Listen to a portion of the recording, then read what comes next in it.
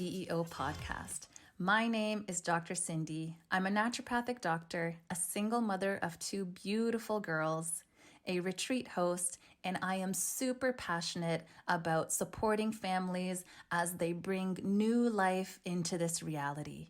I want to ensure that we are imprinting love, safety, and trust onto the next generation because I know that the ripple effects of that are far greater than we can even understand. So let's get rid of the fear, the anxiety, and the uncertainty that goes along with the birth process, and let's enter a new phase of reality.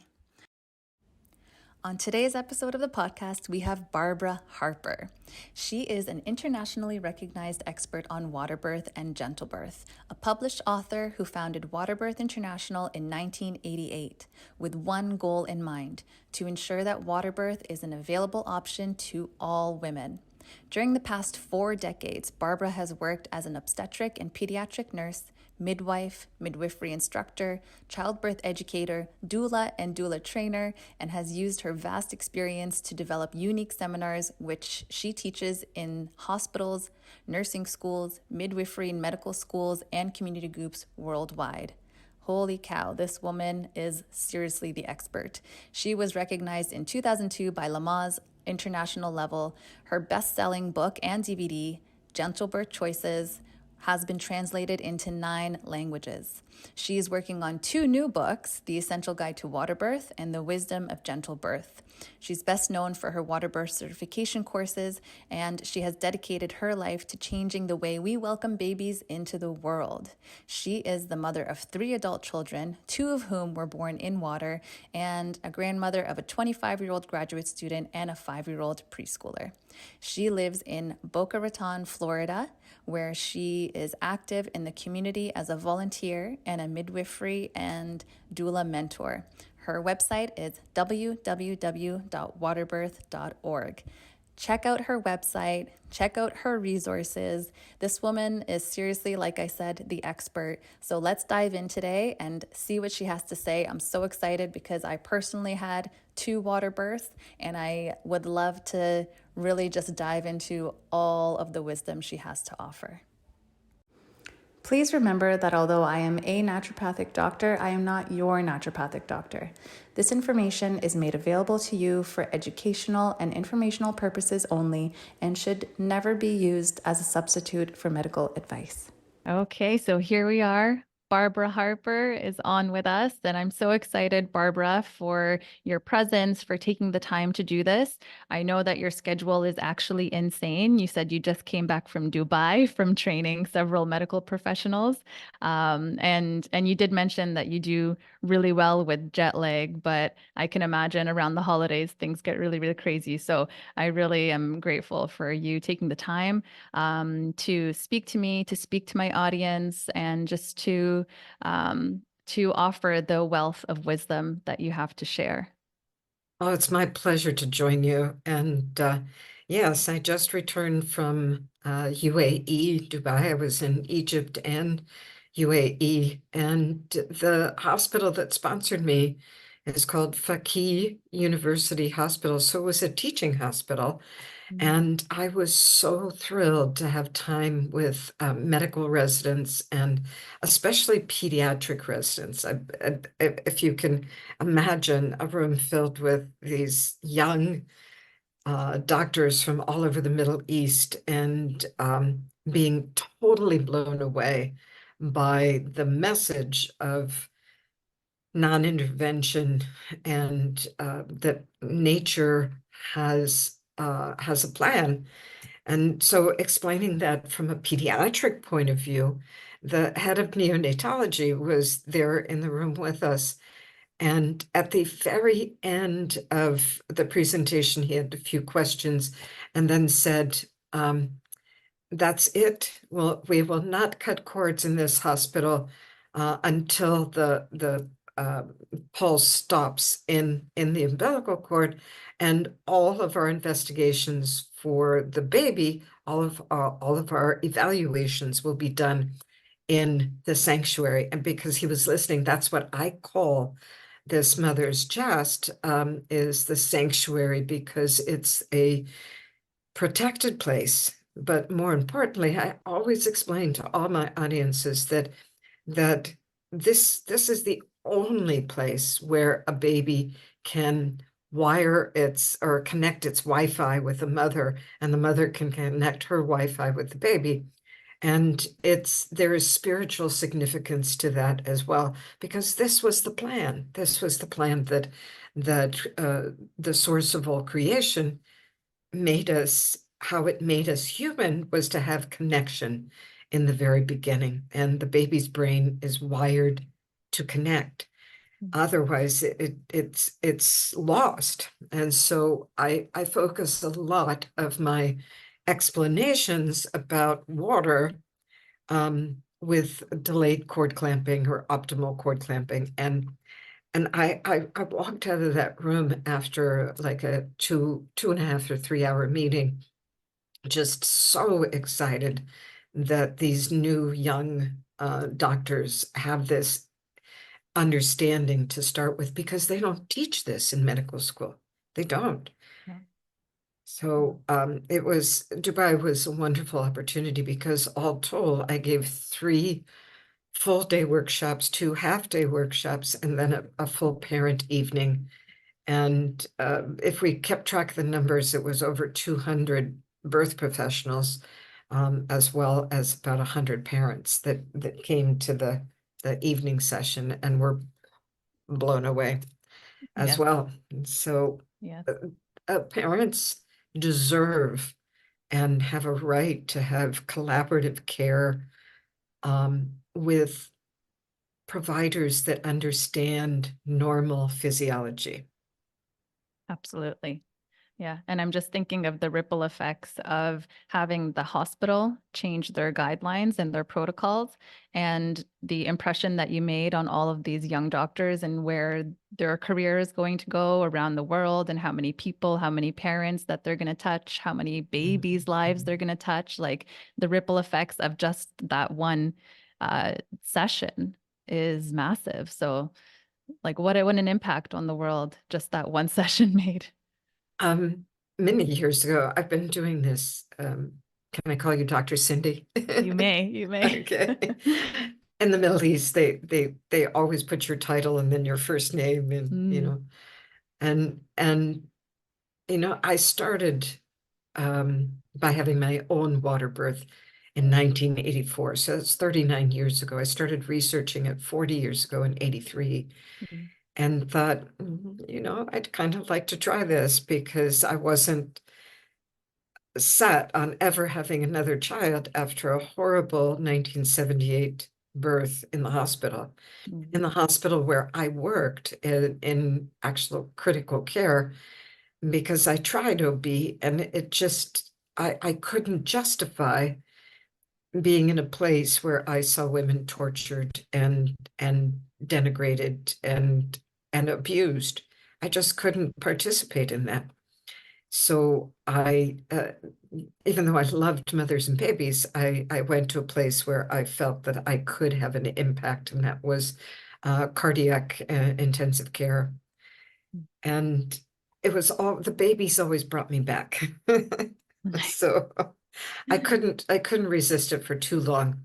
Yeah. And so I was working in um, a full-scale physician's office when I heard about water birth. And the doctor himself and his wife had wanted to try it as well. So they labored in their backyard hot tub, and we all joked about it. And in those days, we talked about using the snorkel and the mask and focusing our breath that way. And there was a lot of rebirthing going on. And Mm, so I was studying with lots of different people. And when I tried it myself in 1984, my son was born with candlelight, a fire in the fireplace, Pachelbel on Canon and D running on a tape that I actually made myself. mm, Well, the recording was done by my good friend Joel Andrews on classical harp, Mm, And I took it into studio and I put a track underneath it that you'll like this because I even back then in 1984 I was thinking subconscious and what the mind thinks the body feels or responds. And so the track that I did, it was two tracks. The first track was a breath track.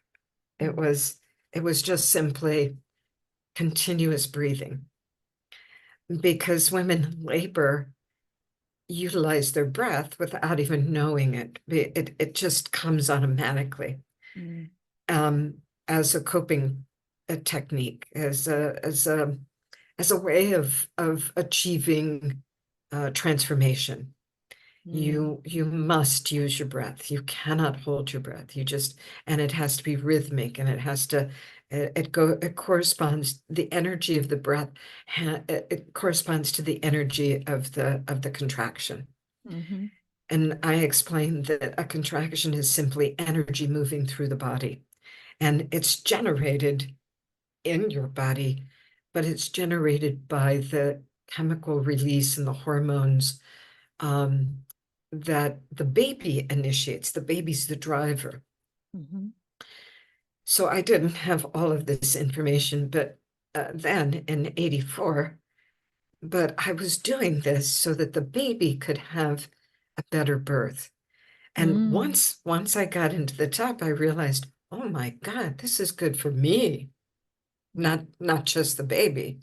This is going to be an amazing technique. And my baby was born with candlelight, Pachelbel, and that breath track underneath. And the second part of the track was um, an audio that said, yes. It was repeated over and over. I went into studio, put the headphones on, and we had a third track. The first track that was audible was Pachelbel with Joel Andrews, and then the breath track, which you could hear.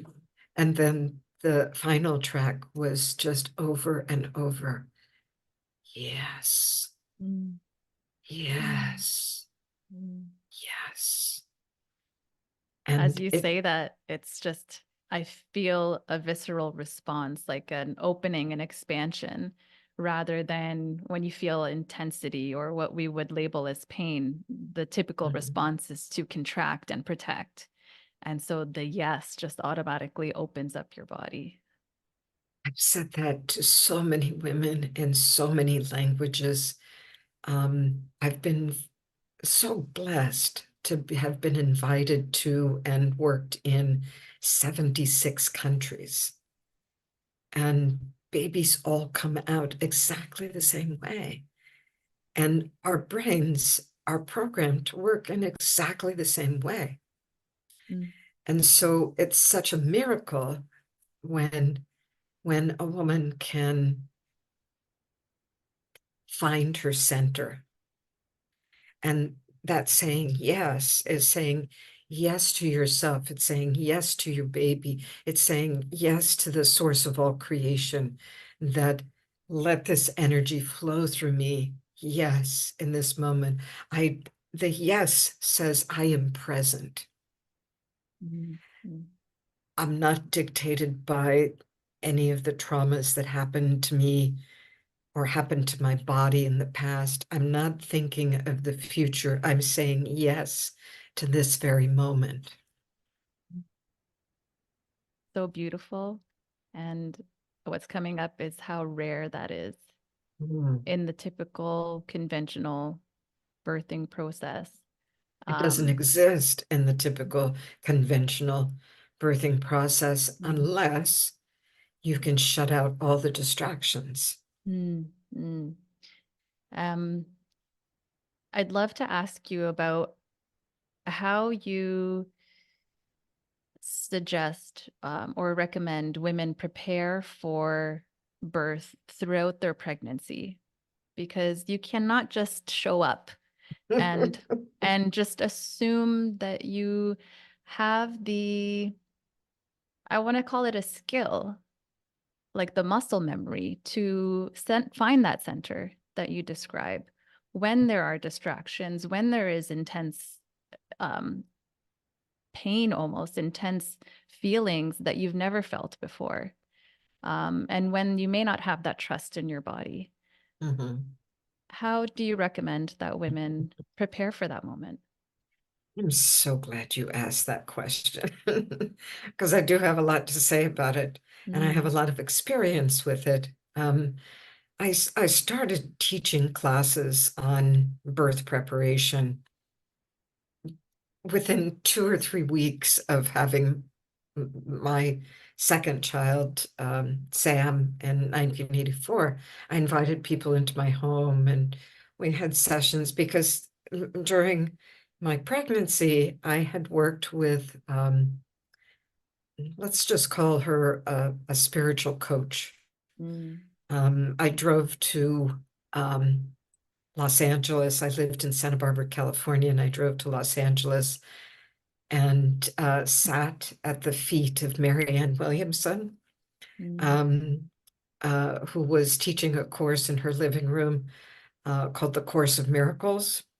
mm, And I was working with my dear friend and mentor, Binny Ann Dansby, um, was a spiritual coach in the sense of giving me different books to read, and we were studying Course of Miracles together at Marianne Williamson's house, and oh my gosh, there were books from other gurus and things, and it wasn't about preparing the body because the body does what you tell it to do. mm, Your mind will do exactly what you tell it. So she was entering me into this world of understanding. So tell it beautiful things, tell it amazing things, tell it wonderful things about your capabilities and um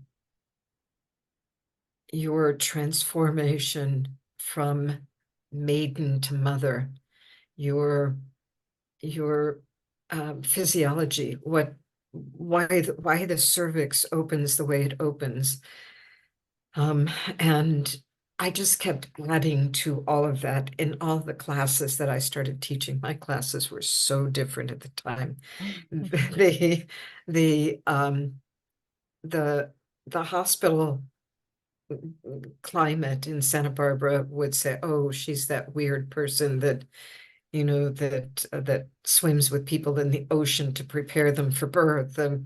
mm, And then the home birth midwives would say, "Oh, well, she's too she's too medical," or some people would say I was too spiritual, and especially when I'd show up at births with votive candles and incense and mm, we would meditate together.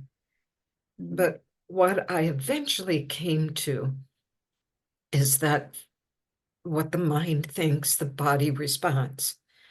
And whatever you can conceive and believe and allow, you'll achieve. And mm, so picking that apart, whatever the mind can think, the body can do. I mean, just look at people who climb Mount Kilimanjaro or the Himalayas, and what do they have that we don't have? Well, they have motivation. So, what's the biggest motivator in birth? I want to be a mother. I want to.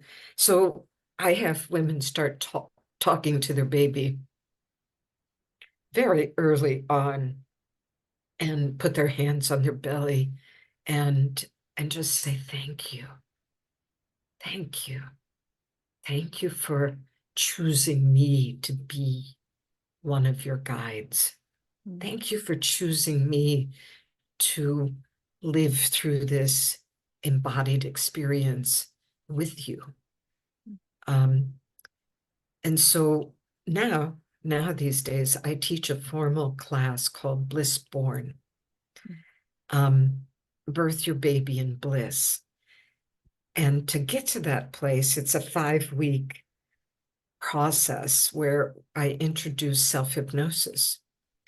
And over the years, I've had people, I've been doing this particular form of childbirth education with self-hypnosis all the way back when I met Marie Mongan, and she came to my center in Portland, Oregon. We had the Global Maternal Child Health Association, and I had a big education center. And I took her first course in hypnobirthing, and the evolution of hypnobirthing is this course, which takes into consideration more of the transformational physiology of undisturbed birth, where I started with using hypnosis to prepare women for hospital birth. The hypnobirthing kind of left off in second stage and said, well, this is the way birth is done, and you can get through it by changing your thoughts. And that was all well and good. But now we have an evolution that says, take your birth back.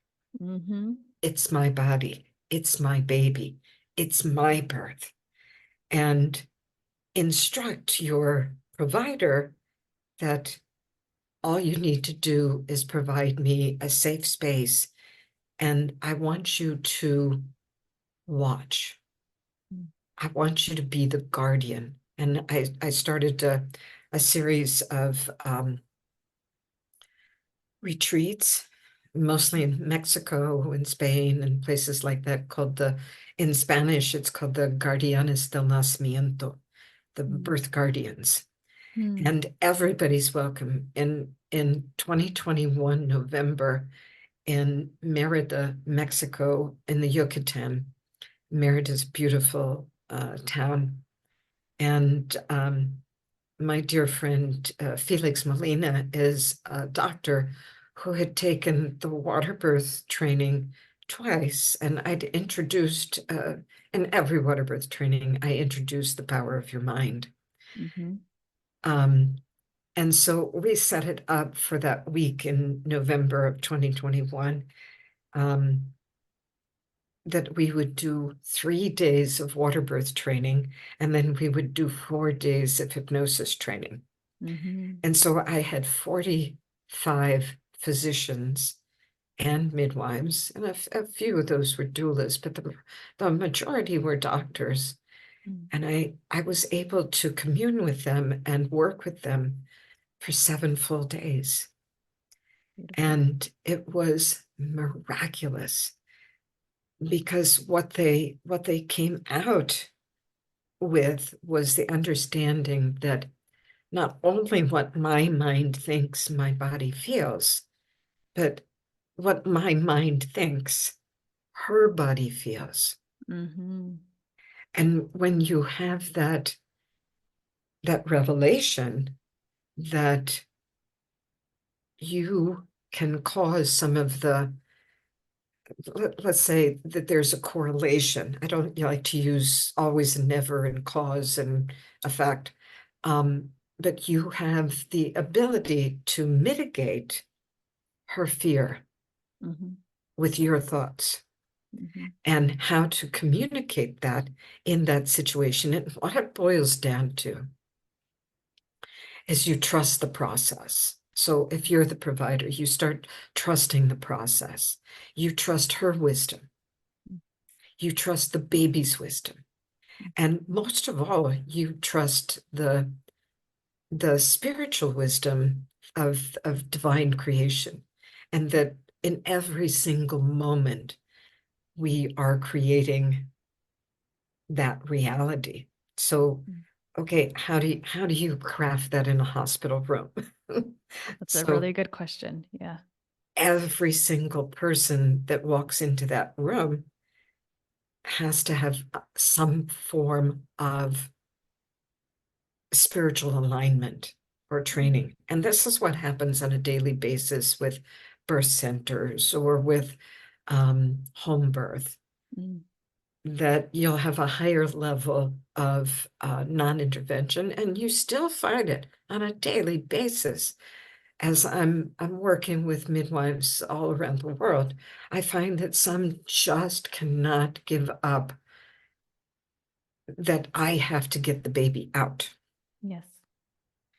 And what I teach is you support the mother and use every tool available to acknowledge and assist that she has a chemical process, a spiritual process, an intellectual process, a subconscious process, that the things that I say and do can either elevate it or detract from it. And Mm. so when the couple have been educated with Blissborn, they're taught how to sort out their priorities, how to ask for cooperation. They take charge of their experience, no matter what it is. Mhm. And they stay in the moment. I call it the zone. They stay in the zone. And the partner of this birthing woman is the guide and the protector and the expert, because he knows her. He knows when she shifts from being in her sympathetic nervous system, or when she shifts into her dorsal vagal response. Mm. That's when birth is done to her. Yes. And if we can help her shift back into her ventral vagal response, Mm. which is her parasympathetic nervous system, she becomes calm, she's connected, Mm. she's curious, and birth is being done through her. So nuanced, so profound, and a massive distinction that needs to be made and made very aware to the couple and also to whoever the birth support people are around that couple or involved within the birth. Mhm. It's nuanced, but it can have profound effects on the experience. The effects that I've seen, I say prayers of gratitude every single day. Mm. This morning when I got up unfortunately at 4:30 in the morning, I ran a bath. I love suspending my body in warm water Mm. because it does change the way your brain works. It Mhm. takes you into basically a state of self-hypnosis and then on top of that, you do your morning breathing exercises and you can go very deep into the zone Mhm. and receive messages. You receive Absolutely. guidance. And Yeah.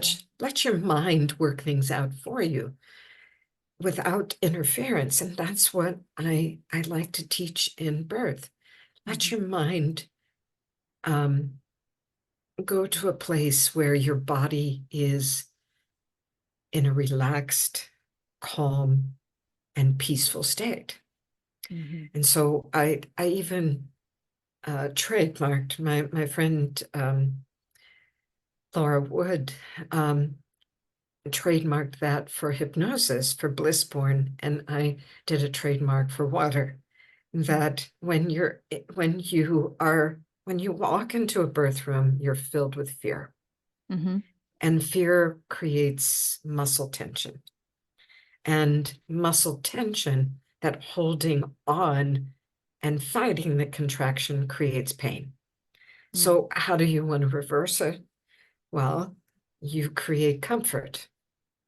Mhm. I never, and I mentioned before, never and always don't work in birth, except in this case.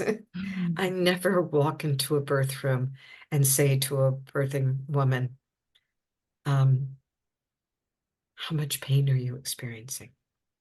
Yes. because she's been programmed by society to think of birth as a painful experience. Mhm. And what we do in that 5 weeks is we set up new blueprints. We set up repetition of listening to tapes on deep relaxation so that you can go into the zone and begin to reprogram your brain. Mhm. You ask about how do you best prepare? And so by using your imagination, which is the language of the subconscious, you create your perfect birth scene. Mhm. You see yourself giving birth with joy, with bliss, letting the baby out. No one has to get the baby out. That's the other subtle thing, that the more you relax, the calmer you are, the baby has a much faster and easier journey. Mm. And so some of these women that I've worked with don't even move a single muscle except their uterus. They suspend themselves in the water and go into such a deep state of relaxation that the baby literally births itself. So beautiful. Just the imagery as you're describing that is amazing. And I always will offer the phrase to women that it's your baby's birthday. So they will come out how they want, when they want, where they want. And you are this vessel that the birth is happening through you. And your job is really to get out of your own way as much as possible.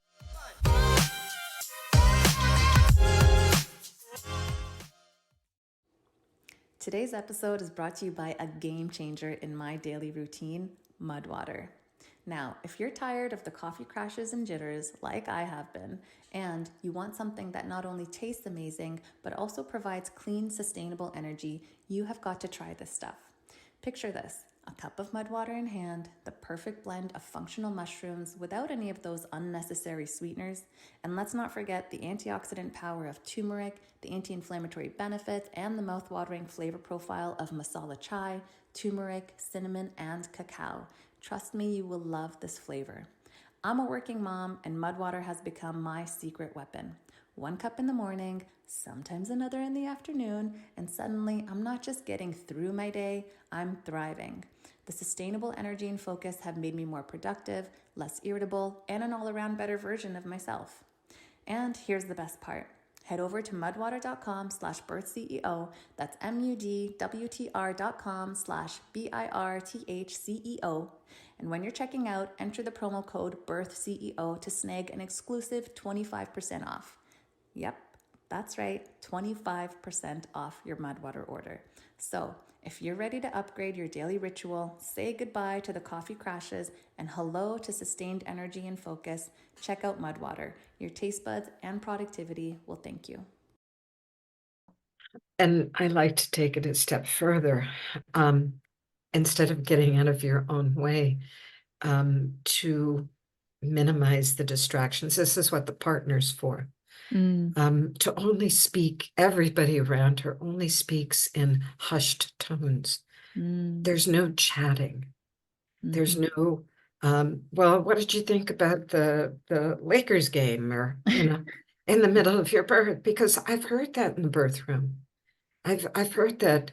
Well, how does your mother feel about you having an undisturbed birth? Well, she's not present, so don't even talk about it. And I've seen toxic parents, grandparents in birth rooms. Well, shouldn't she be farther along right now? Shouldn't she be, she's been in labor for 9 hours. Shouldn't she be having the baby? Maybe we need a cesarean. And Wow. do you know what that does to the mind? Mm, Okay, so I never, ever ask a woman how much pain you're in, because pain is an inevitability, but mhm. suffering is optional. Again, that nuance that comes into play and how important the perspective from the mind is. And the brain is not the mind, and the mind is not the brain. The brain interprets the signal of what could be interpreted as pain, but the mind, you can use it to change the the the interpretation. You can use it, and if the signal isn't useful, you can get rid of it. Mm-hmm. I had a full body massage yesterday. When I'm home and not traveling, I do that every other week. I've been working with the same massage therapist for 12 years, maybe 13 years now. And I had a lot of sore spots all over my body from being on a 15 and a half hour nonstop flight in a coach seat. I usually fly business class, but I wanted to save the hospital some money. And, Mm, so considerate. I'm so considerate, but oh my gosh. And okay, I'm going to make a big confession. I typically don't eat any sugar, no flour, no dairy products. And on this trip, I did all of that. And so my feet were especially responsive to, when he was doing reflexology on my feet, Mm, and my gut was saying, "What have you done to us? Your microbiome is needing some adjustment here." And my back was needing adjustment and everything. So it can be very, very painful. And he understands that I'm a hypnotherapist as well. And I'll say, okay, I go like this, and I'll say, stop. I have to go into the zone. And I call it an invitation. Hypnosis is an invitation to achieve what you want by shifting your focus. mm-hmm. So I shifted my focus into deep relaxation. I went loose and limp, and then he could go deep into those places that needed stimulation and healing. Um, and you use your breath to go into that place, into that zone. Mm-hmm. And of course, there's techniques. I use dials, I use levers. I can open and close my eyes. And this is what I teach women, that Mm-hmm. you have the ability to change your perceptions. Mm-hmm. Wherever you focus your energy, that's what you're going to receive.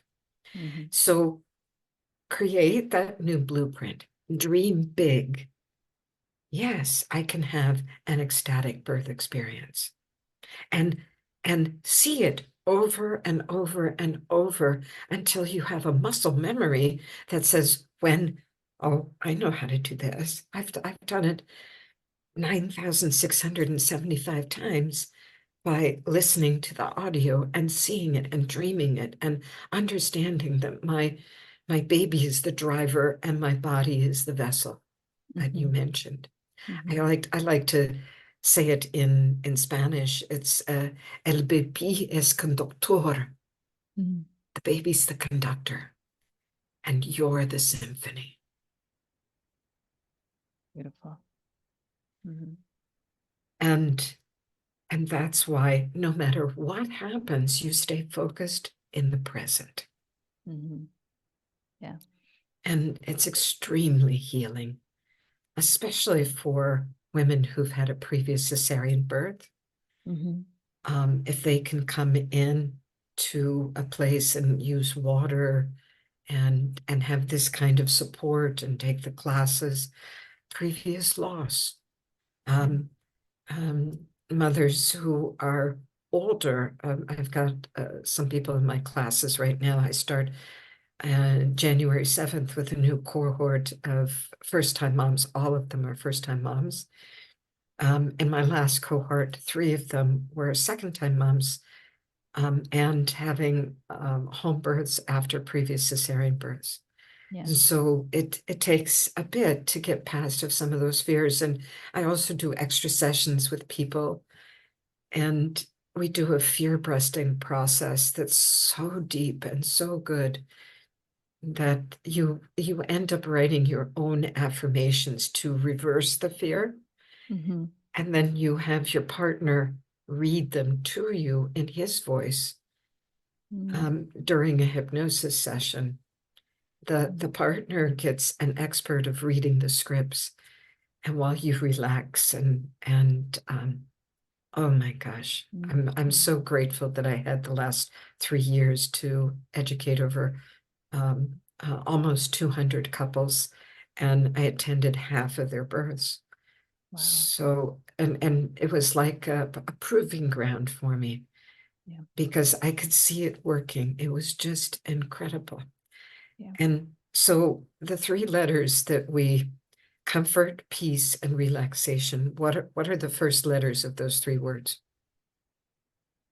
P for comfort, peace, P, and relaxation, R, CPR.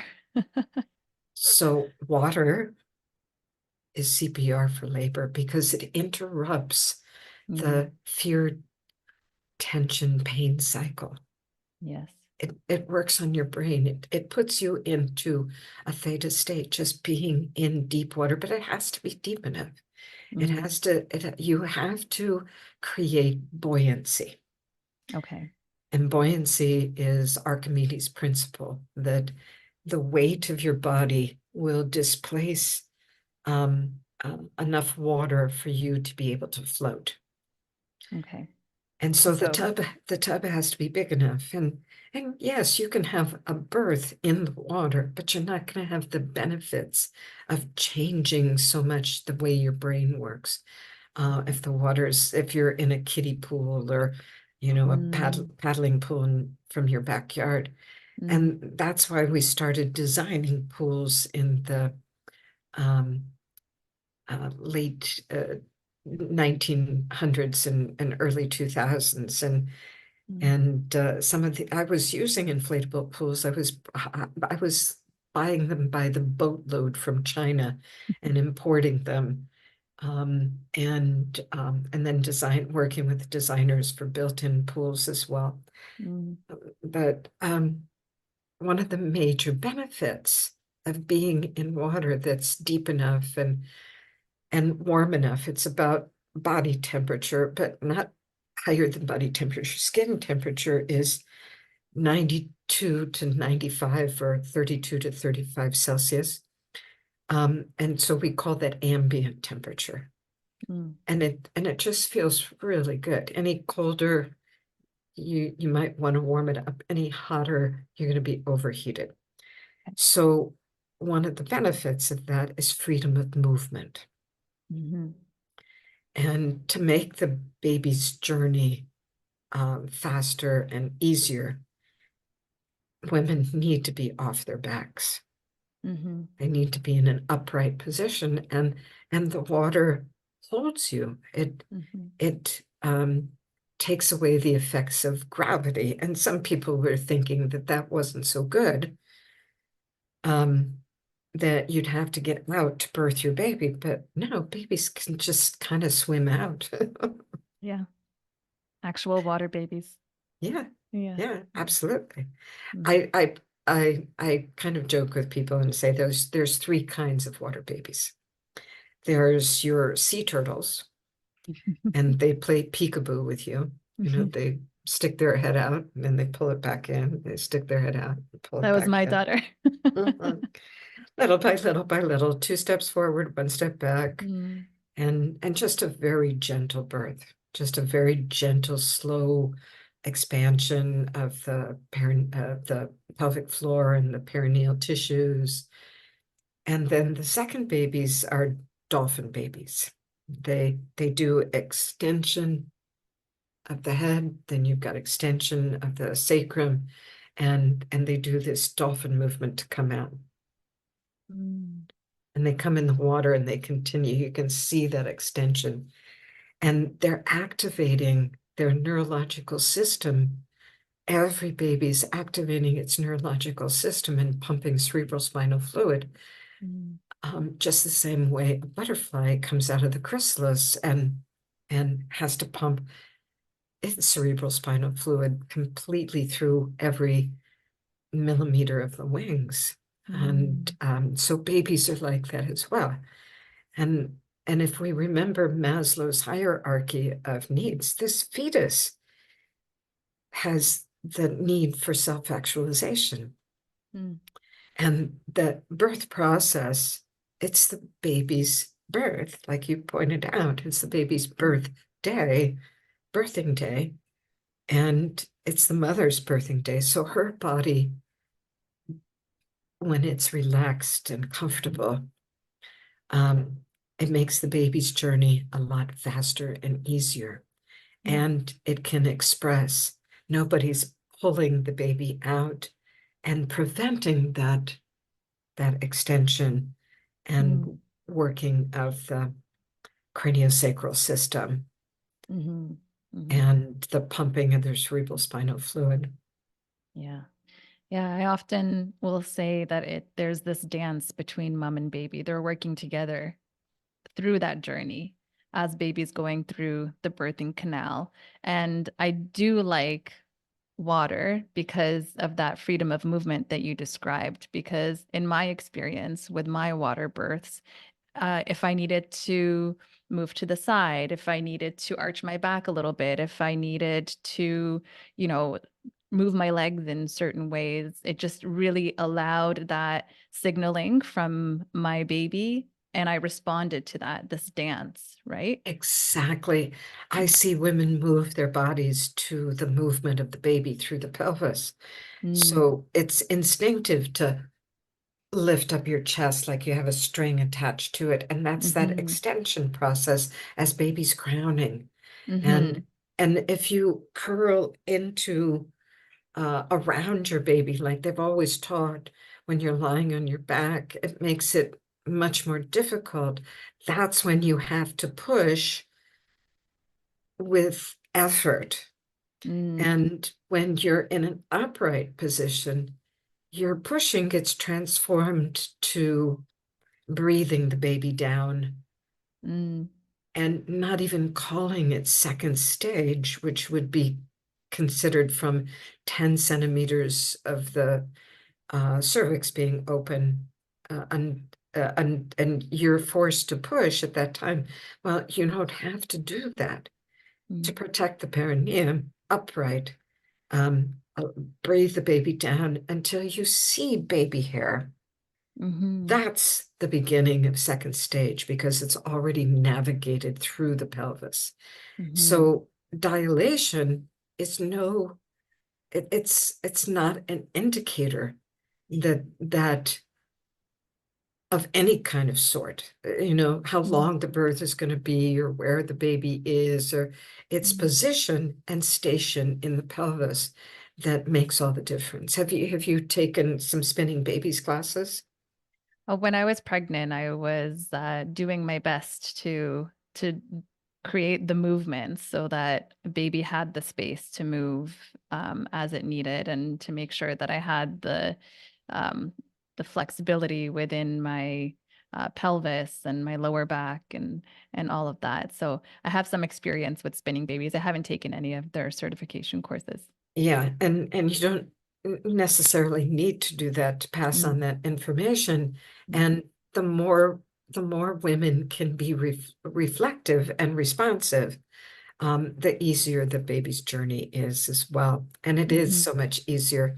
People worry about perineums ripping or tearing, mm, or I fight such a battle with Indian doctors, mm, and Egyptian doctors and some doctors in South America because they've been trained to cut episiotomies. mm. In my entire career, I've cut one episiotomy Wow. because it was a very difficult compound presentation. Mm, And I asked her permission and I said, if I just cut an episiotomy, the baby, I'll be able to manipulate, or the baby will be able to manipulate itself out. And she mm. starts yelling at me, "Oh, please, please cut me, cut me, cut me," Yeah. So, and Yeah. I apologized to her the whole time profusely Mm, mm, because it's not necessary yeah. for 99.9% of women. Mm, However, in some of these other countries, it's a given that you'll have an episiotomy with every birth. Wow. Yeah. Yeah. And so And that goes back to the, like you said a strong word. You said abuse of the mothers that yeah, you witnessed when you were working in the hospital. And totally. I hear that so much. And it's very heartbreaking when it occurs in one of your most vulnerable times, in a time that is so could be potentially so transformative.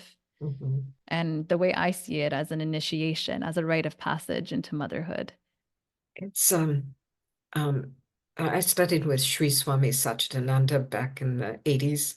Mm, I took a integral yoga teacher training and went to Yogaville. I'm not, I'm actually Jewish, and I practice everything. I read spiritual books and Kabbalah, mm, and I find that is my source of inspiration and the way I live.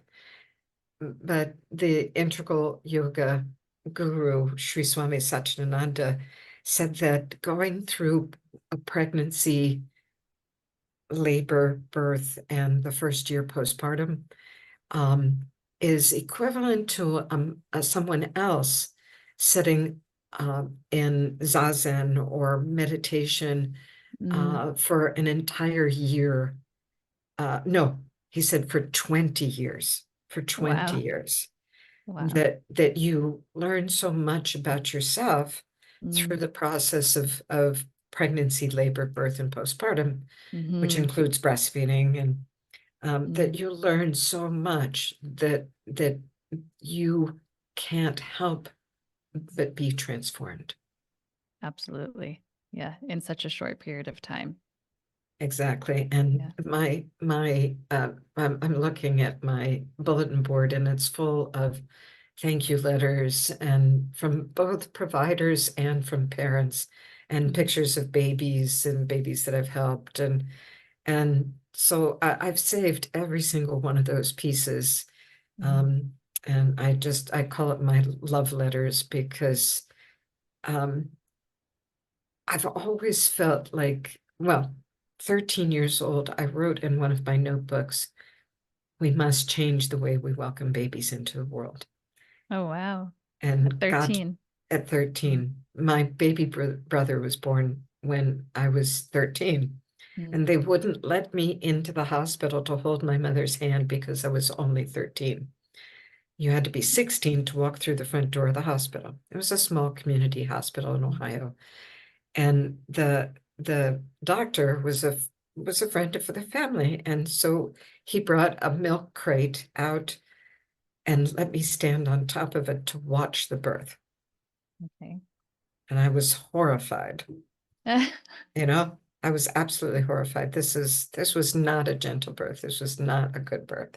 Mm, And and that's probably one of the reasons I went into nursing and in midwifery. And mm, um, my grandmother was also a nurse and a midwife, and mm, we couldn't walk down the street. And all of those babies were born at home, every single one, through the 20s, 30s, 40s, 50s. mm-hmm, Yeah, they were all born mm-hmm. at home. We couldn't walk down the street without somebody saying, "Oh, Stella, look at Johnny. He's grown Yeah. up. We're Yeah. so thankful that you delivered our baby." Well, I Yeah. don't use that term. Pizzas are delivered, not babies. And now Grubhub and whatever delivers all your food, but not babies. No, no. Ba- Yeah. babies are let out, birthed. Mm-hmm. Mm-hmm. Absolutely. So what I'm hearing is there needs to be a paradigm shift, which I do think is taking place, It is. where the way that we see our role in the birthing process needs to change. The care providers, the birth support people need to see their role as more protecting the space, creating a safe container for the Mhm. mom. The parents also need to have a paradigm shift in their role where it is more of a connection to the baby, less pressure on the mom to like rock this birth and more of connecting to herself, to her body, to the divine wisdom within her, allowing this baby to move. Um, and that there are things we can do to prepare. There are ways, Absolutely. yeah, there are ways that we can rewire and reprogram our mind so that we can experience it differently, and so that we can reclaim this power that we have within us to create the birth experience that we desire, because it's possible. If a traumatic birth is possible, an ecstatic orgasmic birth is also possible. Absolutely. Absolutely. Mm-hmm. And it's taking responsibility for what you think in every moment. That one of the affirmations that I love to give women is I'm the one who chooses. Mm-hmm. I'm the one who chooses. Mm-hmm. And a second one is everything divinely works for me. Yeah. Yeah. Because everything in this system wants us to be happy, Mm-hmm. wants us to experience joy Mm-hmm. And pleasure. and pleasure. Yeah. Absolutely. Yeah. And I've seen it over and over and over and over. I have one story for you. I was training a group of doctors in the Philippines during COVID online. I spent every Monday morning with them for 2 hours from 8 to 10. It was 8 to 10 their time, or there's, depending on the time zone, a 12-hour time difference. And on the first session, they had to watch several hours of videos that I've pre-recorded. And then we got together for 2 hours of discussion and answer questions. And we did this every week for 10 weeks. Mm-hmm. And that way, all 23 doctors in this particular clinic were trained. And the first session, this doctor said, I don't know if I can do this because I have to be the captain of the ship. And it's my responsibility to get the baby out and assure mother's safety and the baby's safety. And if anything were to go wrong, I would be held accountable. And so therefore, I have to be in control. And I said, okay, I understand that feeling. And that's a thought that you have. And let's wait to make any assumptions about that thought until the end of the program. And that's going to be 9 weeks from now. And we kept going. She showed up for all the sessions. And at the very end, after their examination, we had an oral test, we had a written test, we had an oral test. And then we had a sharing circle. And she goes, remember me? I said, oh yeah, Dr. Maria, you're the captain of the ship. And she said, not anymore. I understand that my job is to love and respect this woman Mm-hmm. and her baby Mm-hmm. and the family to the Mm-hmm. point where she does everything on her own, and I'm just there as her guide. And she started weeping, and I started weeping.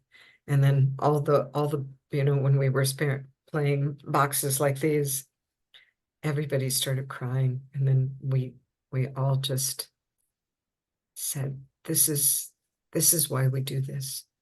Yeah, absolutely. What's coming up for me is this imprint that we are placing onto the next generation. Yes. And it is especially in that moment when baby is coming earthside, that is a profound imprint. It's not permanent. There are things that you can do afterwards to shift that, but that is a profound moment. You can either positively or negatively impact the actual structures of the brain Mm-hmm. that are necessary in early development. And yes, whatever's been broken or interrupted can be fixed. but it sometimes is a great challenge to repair those things. Mm-hmm. Mm-hmm. And Takes a lot so of intention. Yeah. it takes a lot of intention. And I would much rather, I have a PowerPoint slide that I put in there. I would much rather start out whole and complete and connected than have to repair an adult. Yeah. Absolutely. Yeah. So And even that one doctor, yes, she's going to allow and create the environment for a different imprint to occur onto her patients and the babies that result. and I got to work with her in person in October, November. I was in Cebu, Philippines, working in that clinic, working in another clinic, and then a very large city hospital, St. Luke's Hospital in Manila, Mm. and brought this same message to every one of those. And so, as you said, we're shifting the paradigm now. And yes, and it's moving much more quickly because of things like this, Mm-hmm. that people can hear the message. And my vision is that, well, my mission statement for Water Birth is International says, we ensure that water birth is an available option for all women in all Mm-hmm. birth settings. Mm-hmm. And around that, yes, we have inclusion criteria and exclusion criteria, and water is for normal physiology with acceptable variations. Yeah. Water acceptable variations, breech, twins, VBAC, um, elderly women, they say, past 40, Mm-hmm. under 15. Those are Mm-hmm. always all acceptable variations. And in some places around the world, it's not, Yeah. and the projected weight of the baby. So we discuss all these things in the professional water birth certification course, Mm-hmm. either online or in person. Mm-hmm. And I'm recording a new one at the birth center where I was working. I'm recording sessions there talking about tub use and things like that because we need to truly further the education. Mm-hmm. And I'm finally taking apprentices with me to different countries, Mm-hmm. um, because I want to stay home and write books. Nice. Nice. Yeah. And still teach couples, Mm-hmm. every week because Mm-hmm. I love being, a yaya, which is Greek for grandmother, or a Yeah. bubi, which is Hebrew or Yiddish for grandmother. Yeah. Yeah, it just does your heart so, you feel so fulfilled when women come back and tell me their stories, even if they've had an unexpected cesarean birth, Mm-hmm. they still feel that they were empowered to have that collaborative care, Mm-hmm. and their postpartum. What we see in these women that take that responsibility, we Mm-hmm. don't see postpartum depression. Mm-hmm. We just it just doesn't exist because they weren't violated.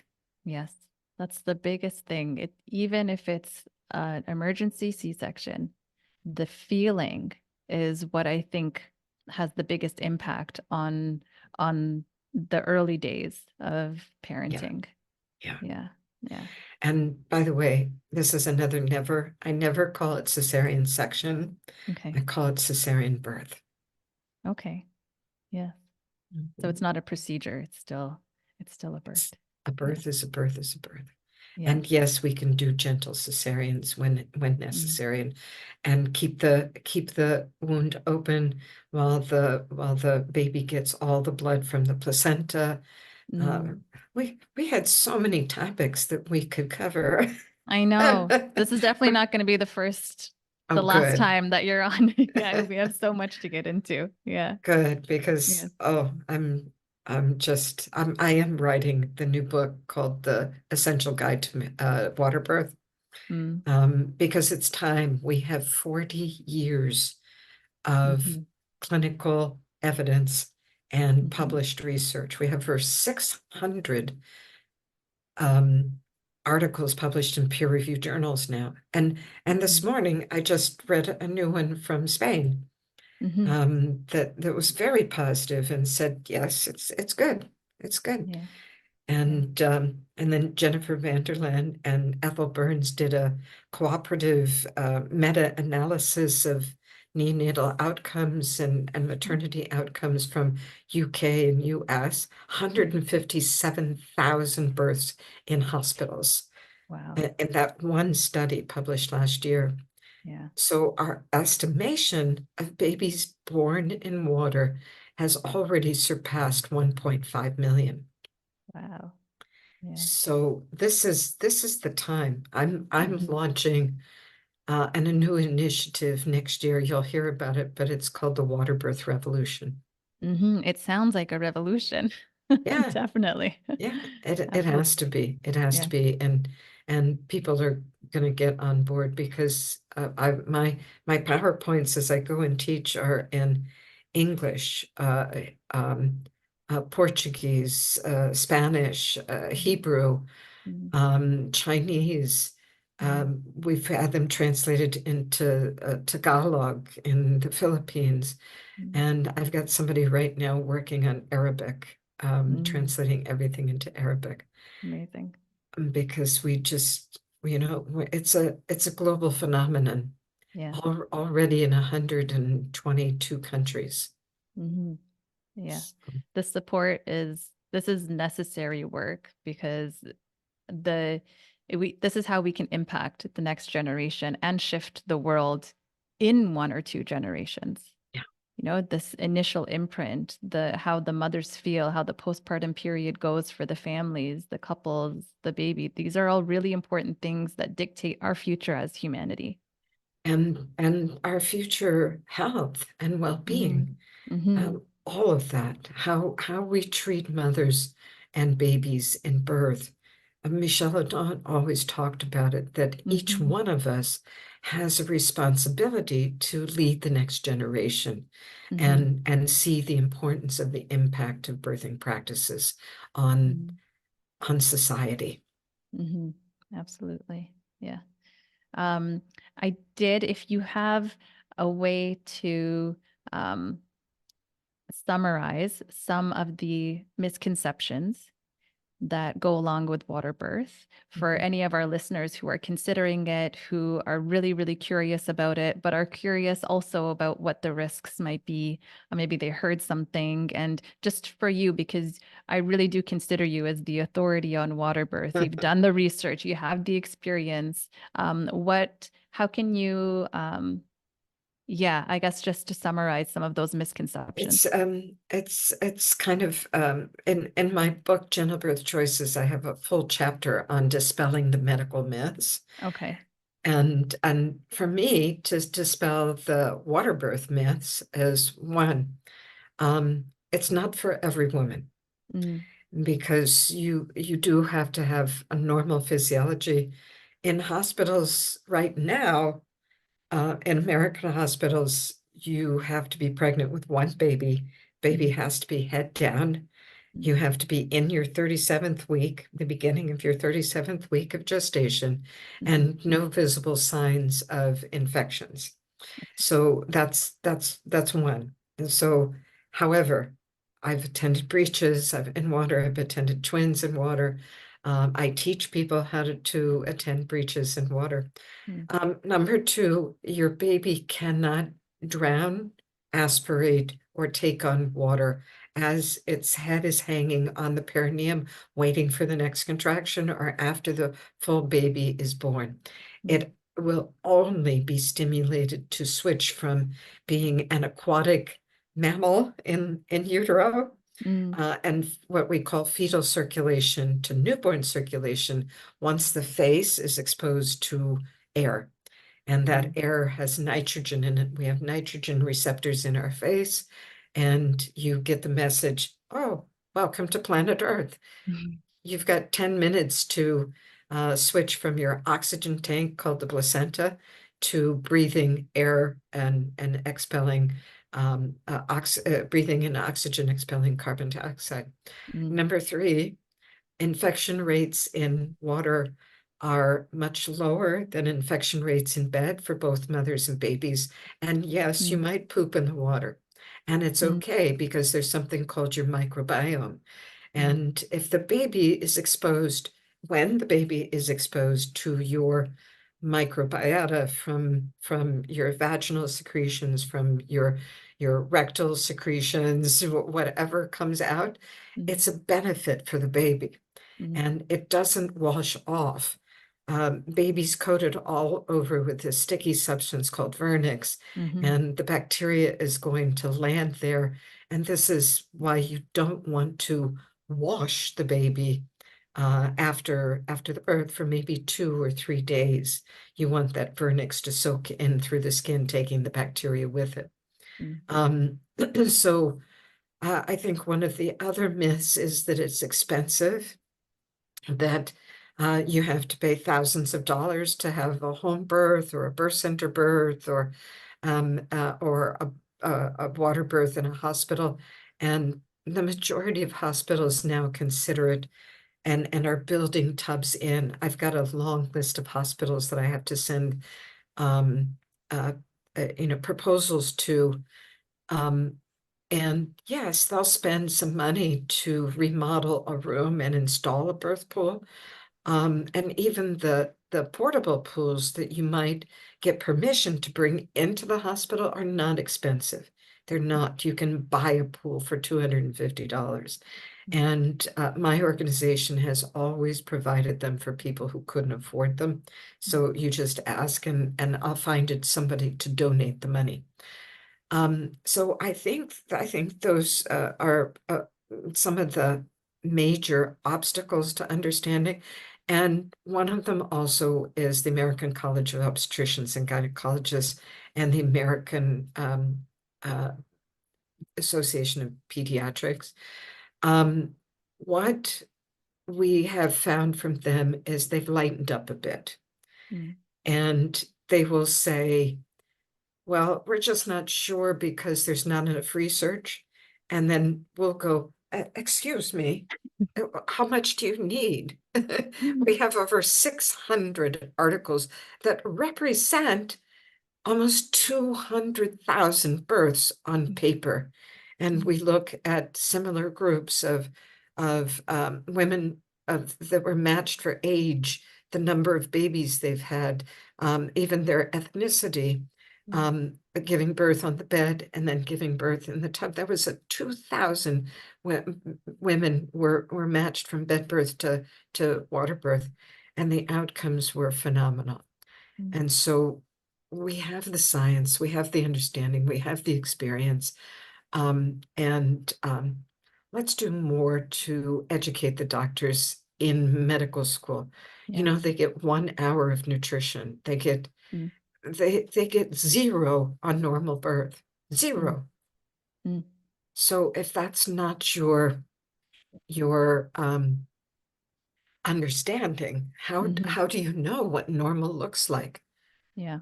What normal sounds like, what normal blood loss looks like. Oh, and oh, by the way, um, cords don't automatically break because the obstetricians were worried that cords would break. They break when Mm, you pull babies out of the womb, out of the mm, vaginal vault, and lift them up too quickly out of the water. So mm, give yourself some time. I call it slow emergence. Baby's born, and you take a few seconds to maybe unravel a cord entanglement mm, and then bring the baby up slowly and let the mother reach down and grab the baby.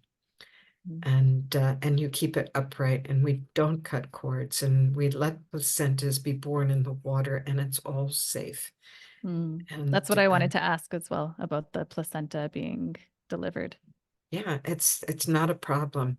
And Mm, placentas will detach from the wall of the uterus usually after 3 continuing contractions after the baby's born. Mm, There's really no pause. It's part of the process. mm, And so if your contractions were every 3 minutes from the beginning of one to the beginning of the next one, mm, and all of a sudden the baby's born, and then three contractions later, so 3 times 3 is 9 minutes, mm, um, you'll get the biggest contraction of your whole entire birth, mm, labor, and the placenta will involute mm, and drop off the wall and drop into your vaginal vault mm, through the cervix and into your vaginal vault. mm, And then it's up to the mother to do some pushing efforts mm, and release it. mhm, The more she's relaxed, the more she easily she releases the placenta. And there's all mm, kinds of things that I talk about, mhm. and educate providers with that it's not just possible, it's par for the course. So it's easier. And I like all the blood loss to go down the drain. Yeah, So no muss, no fuss. I know. That's how I felt after my birth. I was just like, goodbye, goodbye, mess. Yeah, and I do reassure women that Yeah. birthing your placenta can be very orgasmic because it's this squishy, no bones, nothing to worry about. Just let it come out. And Yeah. I just posted on my Instagram, there's a midwife in Atlanta, Angela, midwife Angela, um, and she posted a beautiful video of a woman escorting her own placenta out while she's holding the baby. Wow. She's holding the baby, Wow. and this is like, yes, Yeah. women have the power to do this. Yes. Yes. I tell Absolutely. women all the time, you don't have to be fearless, but you do have to be courageous. Hmm. Hmm. And that's one of our affirmations. I am courageous. Hmm. And we put because I am loved. I am courageous because I know how my body works. I am courageous because I understand that I'm the one who chooses. Hmm. I Yeah. choose courage Mm. Yeah. over fear. That's very powerful. The title of this podcast is The Birth CEO, and it's because I want women to step into that courageous, powerful essence. For me, a CEO is someone who knows what they need, what they don't need, what they want, what they don't want, um, advocates for themselves, for their needs, and creates the community, the support that they want, and is unapologetic in how they in their posture. Mhm, And I want women to feel that sense of like, I'm calling the shots. This is my body, my baby, my experience. mhm. And it takes courage to get there. It does. It does. Mhm. And it takes practice. Yes. You Yeah. just can't wake up one morning and say, "Oh, I'm courageous." Yes, Mm. and I do tell women every single day, look in the mirror and say, "You're amazing. Mm-hmm. You're courageous. Mm-hmm. You've got this." Mm-hmm. Yeah. Because And it's that that, helps too. It takes practice. yeah. It's like you can't rewire your programming in one day. Yeah. Typically, if we study all of the gurus like Joe Dispenza and Tony Mm. Robbins, and I've worked with all of them, and Joe Dispenza calls me Mahatma Mama because I'm there teaching these moms and doctors, but typically it takes 66 days Okay. to completely put in a new track in your brain. This is why I recommend that people start my classes around anywhere between 24 to 28 weeks. Mm. And it's a 5-week course, and then you have that time to practice. So you've got 2 months Yeah. to practice. Yeah. And Yeah. so by the time you get to your guest date, um, Oh, and by the way, never tell people what your due date is. Never. Don't announce it. Oh, sometime in November. Yes. It's quite Yeah, rare for it to happen on the actual due date. 5%. Yeah. Yeah. Mhm. Yeah. So, well, I just enjoyed this so much. And yeah, if people want to get a hold of me, Mhm. um, they can send me an email, barbara@waterbirth.org. They can go to waterbirth.org. We've got a few things there. I'm in the midst of a new design. So Okay. after the first year, we'll have many more courses up online, Okay. like rethinking second stage, letting the baby out Mm. versus getting the baby out. That's a Mhm. really good course. It's 1 hour Mm. and it'll be geared to parents. Oh, and what I'd like to say is if anybody would like to receive a free 1 hour video on water birth, I'm happy to send them a link so they can watch it. Okay. I store it on Vimeo and I Okay. just send them a link and they can Okay. watch the 1 hour video where I explain everything. It's called The Gifts of Water Birth. Beautiful. I'm gonna link everything up in the show notes Super. so people can get in touch with you and use all the wonderful resources that you have to offer. And before we head off, Barbara, I usually like to ask, because I am quite intrigued and fascinated by this idea of this initial imprint, the profound imprint that happens. Um, what would you like to imprint on the audience, whoever might be listening right now, and which will imprint on the next generation? Um, that gentle birth lasts a lifetime. Mm, It affects everything about you. mm, That babies who are born gently kind of go, thank you. And I visualize them connected to every living being on the planet and expecting that in everything that they do. mm, So there's a piece of Jewish wisdom that says, if you save a life, you've saved a universe. mm, And so I'm going to craft that a little bit. Um, if you give birth in awareness and power, you've created an entire universe. mm. I actually got chills, goosebumps when you said that. I did too. Yeah, yeah. It's funny when that happens, when you hear a truth, your body knows it, your body responds to it. Yeah. Thank you for that. Thank you. This has been, yes, yeah, I know. So, such a heart-centered episode. I really appreciate you coming on and just sharing your experience and so much beyond just what I expected, really.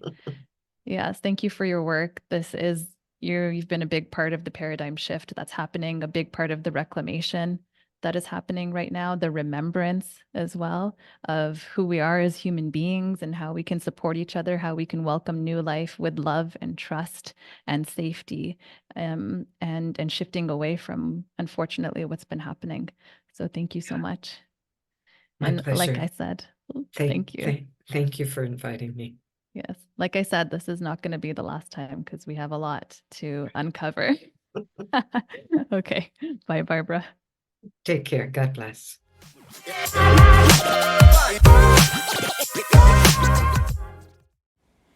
Thank you so much for listening to this podcast. I'm so grateful that you're here, and I really can't wait for this community to just flourish and blossom. Please remember to like and share this podcast and leave a review if you feel called to. Don't forget to follow me on Instagram at Upstream Institute for more information on offerings and retreats. I'll see you next time.